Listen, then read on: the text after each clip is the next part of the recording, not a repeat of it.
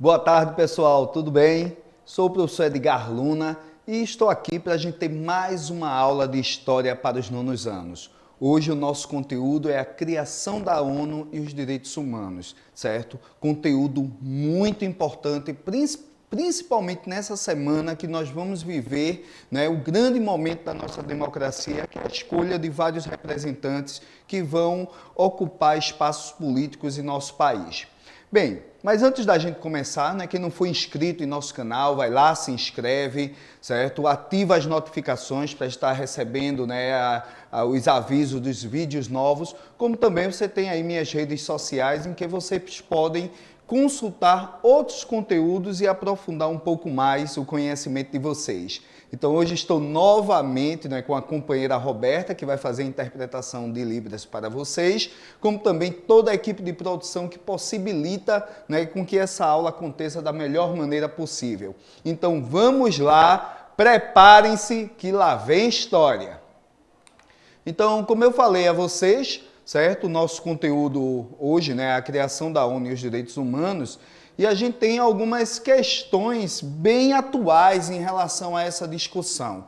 Por exemplo, né, existem muitas vezes afirmações do tipo que a ONU ela não tem muita eficácia, né, no que ela se propõe a fazer, né, principalmente em relação a intervir, né, em contexto em que a gente tem alguma crise humanitária, certo?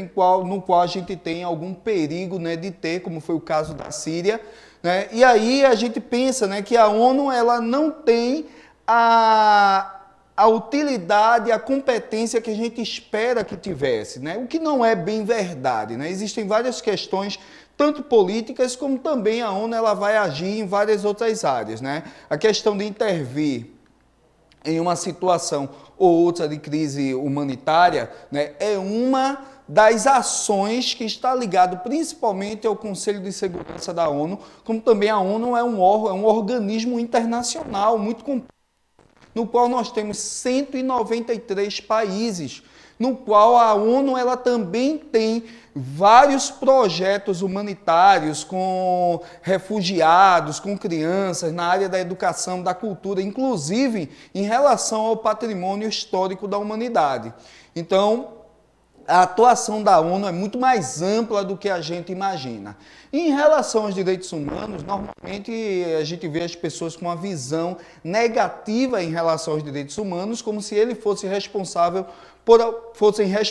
por algumas atrocidades que nós vemos no dia a dia. O que não é bem verdade, até porque sem os direitos humanos, imaginem se a gente vivesse na época em que 6 milhões de judeus foram assassinados, não é? Na época que nós tivemos inúmeros genocídios e não se discutiam os direitos humanos com a plenitude que nós discutimos até os dias de hoje. Então, para a gente quebrar alguns preconceitos, alguns conhecimentos do senso comum e a gente tentar entender melhor como a ONU foi criada, a sua atuação e também a evolução dos direitos humanos ao longo da história.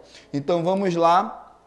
E um pontapé inicial, né, que nós temos em relação à criação da ONU, né, da Organização das Nações Unidas, né, lembrando a vocês que a ONU não é um órgão autônomo, né, ela é um organismo supranacional, no qual os seus vários signatários participantes são eles que decidem, através de seus conselhos e de suas assembleias, né, as ações que estão relacionadas a esse organismo.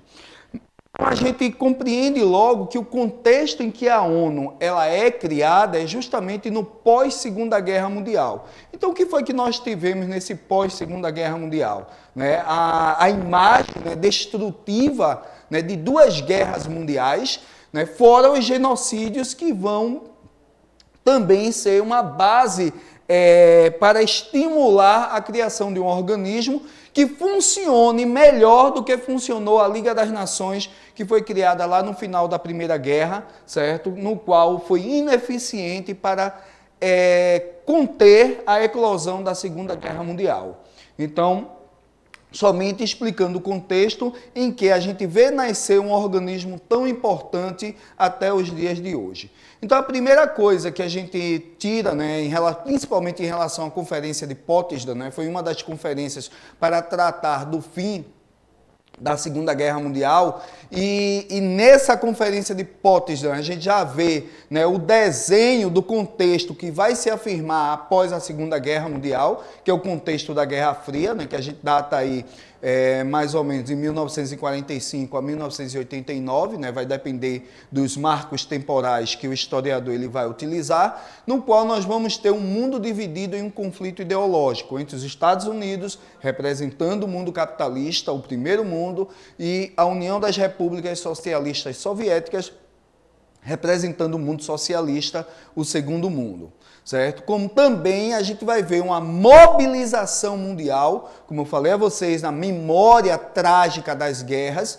então a gente vai ter uma mobilização mundial para evitar novas guerras e novas tragédias humanas, certo? É nesse contexto que a gente vai ver, não é, a criação da ONU em 24 de outubro de 1945, certo? No qual a ONU vai ser criada com 4 objetivos principais: manter a paz e a segurança internacionais, né, talvez seja o principal objetivo na sua criação, como também fomentar a amizade e as boas relações entre as nações, defender a cooperação como solução para os problemas internacionais, como também defender o desenvolvimento dos direitos humanos e das liberdades da população mundial. E os direitos humanos, que vai ser o segundo enfoque da nossa aula, tão importante quanto a questão da criação da ONU. Bem, e o emblema da ONU, né? O que ela significa? Então, o emblema consiste em uma projeção azimutal, né, equidistante do mapa mundo, né, tirando a Antártida, na Antártica, no qual temos ela rodeada por ramos de oliveira. E esses ramos simbolizam a paz. E o mapa mundo representa todos os povos do mundo, certo? Embora, na sua criação, nós vamos ter 51 nações, mas que ao longo do tempo, como nós vamos ver em um outro slide, a gente vai ver a evolução de países que vão se inserir, né, como membro da Organização das Nações Unidas, como nós vemos agora, né, nesse slide. Então, temos aí, né, década de 40 e 50, no qual a gente tem em torno de 57 membros, né, no decorrer dessa década, e vai até, né, 2005, né, o nosso gráfico, no qual a gente tem os últimos ingressos, no qual vão totalizar 193 países, que vem até os dias de hoje. Então, é a evolução da adesão de países ao longo das décadas. Obviamente que na sua criação a gente vai ter uma adesão maior, né? Na década de 60 e 70 vamos também ter uma adesão maciça, e na década de 90, né, até próximo da virada do século, a gente também vai ter uma adesão bem significativa nesse período. Bem, então, como eu falei para vocês, né, é composto por 193 países membros, tem como seu documento de fundação a Carta das Nações Unidas, e ela vai ser estabelecida por 6 órgãos principais: a Assembleia Geral, o Conselho de Segurança, o Conselho Econômico e Social, o Conselho de Tutela, a Corte Internacional de Justiça e o Secretariado. Então, esses vão ser os 6 principais órgãos que vão compor, né, a ONU na sua criação. Embora o Conselho de Tutela, né, tenha saído desse conjunto, visto que ela perdeu a sua funcionalidade, né, no decorrer.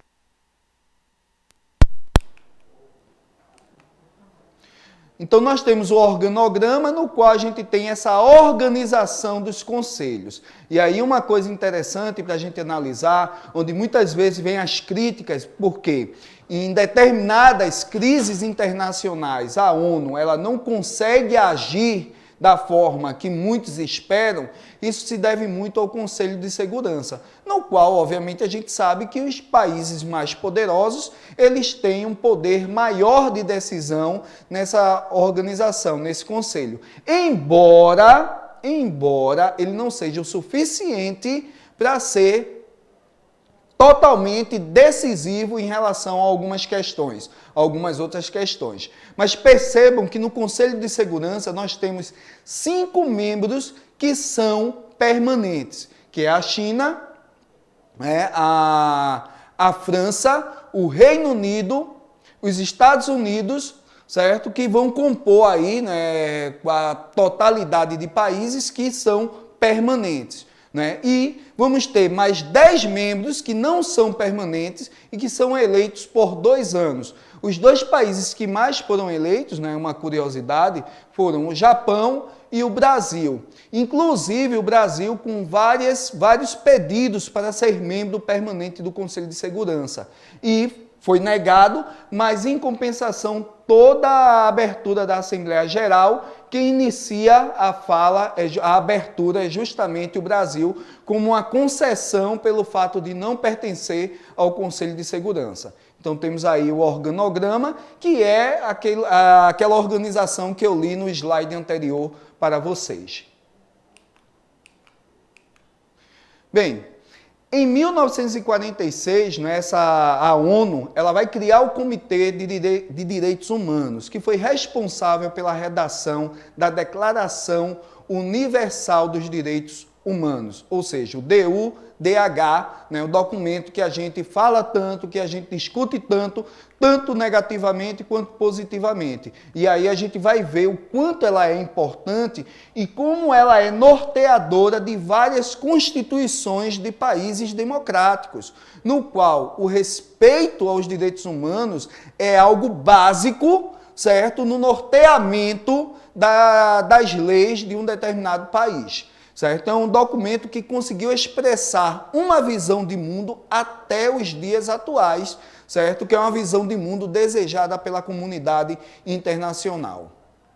Bem, e como é que a gente faz essa trajetória histórica? Quando a gente fala em Declaração dos Direitos do Homem e do Cidadão, a gente remonta aí ao século XVIII, ao iluminismo, às ideias iluministas, né?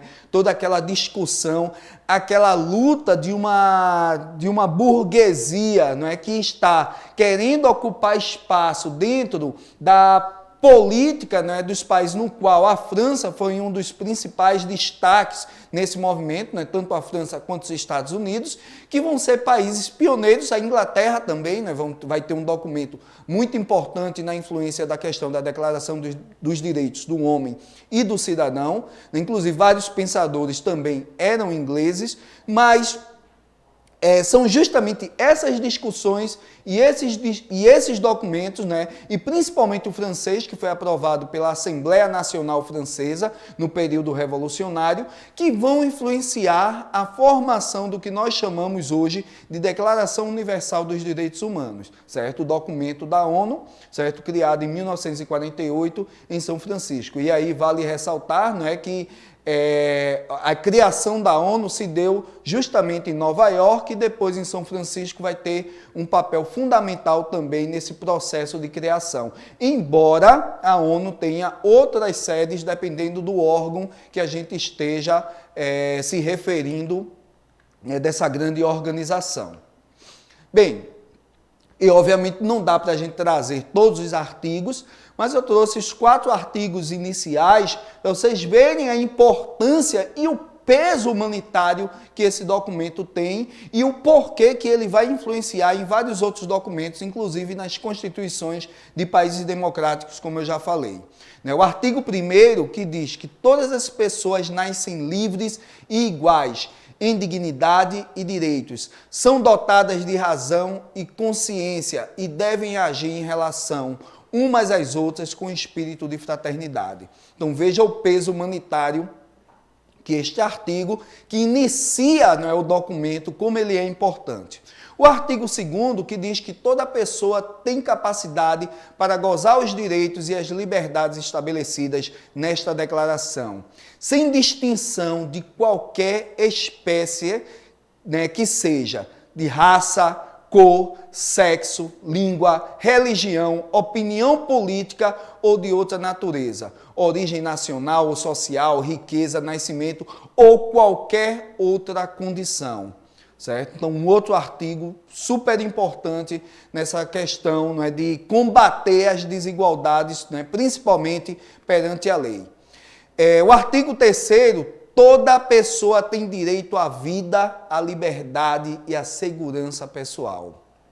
Artigo 4º, ninguém será mantido em escravidão ou servidão. A escravidão e o tráfico de escravos serão proibidos em todas as suas formas. E aí a ONU, né, teve um papel fundamental, né, e aí trazendo para a nossa área de conhecimento, que é a história, a ONU teve um papel fundamental para hoje a gente ter projetos no qual a gente discute aquelas memórias que ficaram esquecidas propositalmente ao longo de anos.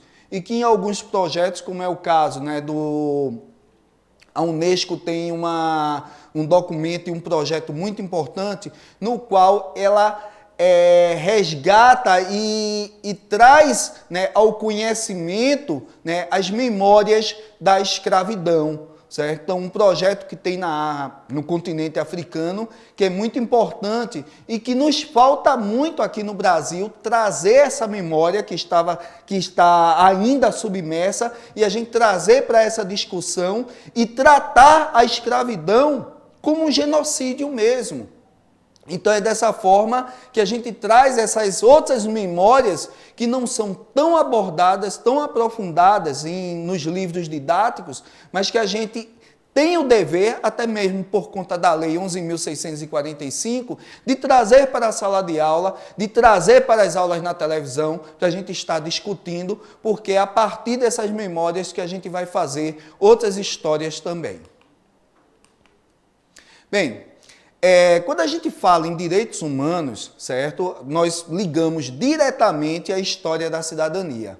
E dentro de um contexto, né, de vários tempos, de vários momentos da história, a gente tem o Thomas Marshall, que ele vai trazer a seguinte reflexão, que a cidadania plena, para você ter a cidadania plena, não é necessário apenas você ter os direitos civis e políticos, que foram os primeiros, não é, no qual apareceram, né, ao longo da história, desde o século 17 e 18 até os dias de hoje, mas principalmente os direitos sociais. E por conta disso, que no final dos slides, né, vou trazer uma imagem para a gente fazer justamente essa reflexão.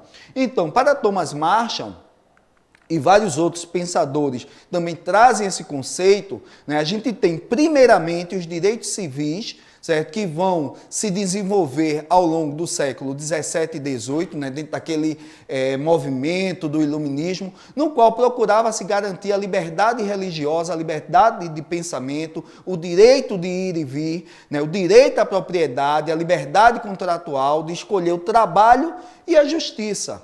Certo? Posteriormente, aí, a partir do século XVIII, né, principalmente final do século XVIII, nós vamos ter os direitos políticos, né, que vão se efetivar no século XX, que é a formação do Estado Democrático Representativo, ou seja, é o seu direito de escolher seus representantes. E por isso que eu falei a vocês que o assunto ele é muito importante, porque justamente nós estamos em um contexto eleitoral no qual nós vamos escolher, né, os nossos representantes. Então, qualquer atentado ao Estado democrático de direito é um atentado aos direitos políticos, é um atentado à cidadania. Por isso que é tão importante a gente discutir e conhecer melhor o que são os direitos humanos e a história da cidadania no mundo e em nosso país. Ou seja, esses direitos, né, eles vão envolver os direitos eleitorais, né, ou seja, de participar e reivindicar nos movimentos sociais que são tão importantes para a evolução desses direitos. Imagine se não fosse o movimento sufragista na Inglaterra. Será que as mulheres teriam o direito de participação política como nós temos hoje, né? Principalmente com várias postulantes a cargos públicos no nosso cenário político, tanto estadual quanto nacional, né? E os direitos sociais, que no século XX as pessoas passaram a ter direito à educação básica, à assistência à saúde, a programas de lazer e acesso ao sistema judiciário, entre outros. Claro que ainda não temos, e é essa a reflexão que a gente vai fazer no final, ainda não temos os direitos plenamente atendidos. Mas o contexto que nós vivemos hoje é muito diferente de décadas atrás, no qual tínhamos a maior parte da população analfabeta sem ter direito nem à escola, visto que a escola no Brasil ela nasce para poucos. Estou falando de escola pública, não estou falando nem de privada. Ela nasce para poucos. E quando ela passa a ser um direito social, um direito constitucional, então a gente vai ter a universalização do ensino, que é tão importante para que a gente tenha esse processo evolutivo das escolas no Brasil, embora careça, né, de muita evolução ainda. Bem, então no Brasil a gente pode dizer que a história dos direitos humanos, ela vincula-se diretamente com uma história de resistência e luta em um país marcado pelas desigualdades. Para a gente não pensar que esses direitos foram dados, eles foram conquistados. Então, para a gente sair desse cenário, né, em que vocês veem aí um cenário que reflete o período colonial, no qual prevalecia, né, a escravização, que foi uma das marcas violentas da nossa história. Também nós tivemos a participação feminina, do protagonismo feminino na criação da ONU, com a Berta Lutz, certo? Uma feminista brasileira que teve um papel fundamental nesse processo, né, de crescimento da participação da mulher na política brasileira e na política mundial. As fases evolutivas, né, dos direitos humanos, no qual nós temos a primeira geração, certo? Que se confunde um pouco com o que a gente estava discutindo antes. Né? A primeira geração ligada aos direitos individuais, principalmente aos direitos civis, certo? A segunda geração que vai trazer os direitos sociais, não é? A Constituição mexicana, o welfare state, não é? Como sendo o estado de bem-estar social, que vai ser fundamental para que a gente tenha esse atendimento, certo? Os direitos sociais e os direitos de igualdade. Certo? E a terceira geração, no qual vem os direitos internacionais, aí finais do século XX, e a quarta geração, que é um direito que a gente está discutindo, principalmente do início do século XXI até os dias de hoje, né? Visto que o nosso planeta está agonizando. Isso é uma questão fundamental para qualquer outra coisa, porque sem o nosso planeta não vai adiantar a gente lutar por democracia, a gente lutar por direitos humanos, se a gente não tiver, não é, a nossa casa para estar e para fazer a nossa luta e colocar os nossos projetos em pauta. E aí a questão que eu trago para debate. Temos duas imagens, não é, de um morador de rua e de uma criança, né, de um jovem, né, também jogado na rua, e a pergunta, a reflexão é a seguinte: será que essas pessoas conseguiram ter o direito à vida, o direito real à cidadania? Porque uma coisa é o que está no documento, outra coisa é o que está garantido na prática. E isso é uma reflexão muito importante nesse contexto político que nós estamos vivendo, certo? No qual nós vamos escolher os nossos próximos líderes. Então, pessoal, a gente refletir que para a gente ter a cidadania não basta apenas a gente ter o direito de escolher os nossos representantes, não bastam apenas a gente ter o direito, né, de ir e vir, a gente ter o direito à liberdade de expressão, mas ter direito ao trabalho, ter direito a uma educação de qualidade, que é garantido pela Constituição. E aí, para vocês verem o quanto a Declaração de Direitos Humanos da ONU ela vai influenciar na nossa Constituição, e aí fica também uma tarefinha para vocês pesquisarem, certo? E darem uma olhadinha na internet ou nos livros. O artigo 5º da nossa Constituição, ela praticamente é totalmente fundamentada na Declaração dos Direitos do Homem e do Cidadão. Então fica aí as duas questões para debate, né? Será que essas pessoas têm o direito real à cidadania, como também, como o artigo 5º e outros artigos da nossa Constituição, ela é influenciada, né, pela ONU, né, pela criação dos direitos humanos da ONU, e também Como a Constituição de 1988 trouxe essa discussão, visto que nós saímos naquele momento, né, de um período muito violento, que foi a ditadura militar, e no qual estava se discutindo, né, o retorno da cidadania, né, e a evolução dos direitos humanos que vão se configurar na nossa Constituição, mas que na prática ainda faltamos muito para efetivar. Então, pessoal, até a próxima aula. Preparem-se que lá vem história.